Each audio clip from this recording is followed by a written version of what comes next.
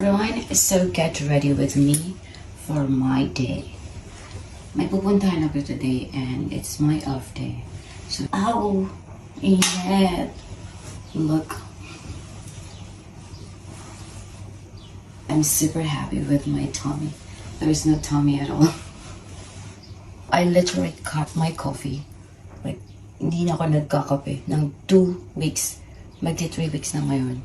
Tapos, when I wake up in the morning, warm water lang. Without adding anything. Tapos, yung first meal ko is around 11 to 12. And I feel good. Tapos, yung last meal ko today, 5 to 6 p.m. So, it feels good naman for me and it works for me. So, yun. So, yun nga lang. Paggabi na, medyo nagugutom ako. Pero as much as possible, I really try to drink water.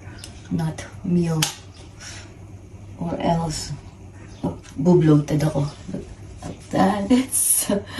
I don't do any workout. Hindi na ako nag-workout.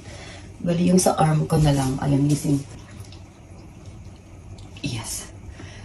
Oh, sakit. Tapos pag nag-gain ka sa ganitong age, which is very, very hard to reduce, you have to be careful, guys. So as much as possible, pag kumakain ako, sobrang control. Tapos alam kong kakain ako today ng madami. Tinatry ko na hindi na kakain ng madami sa ibang oras.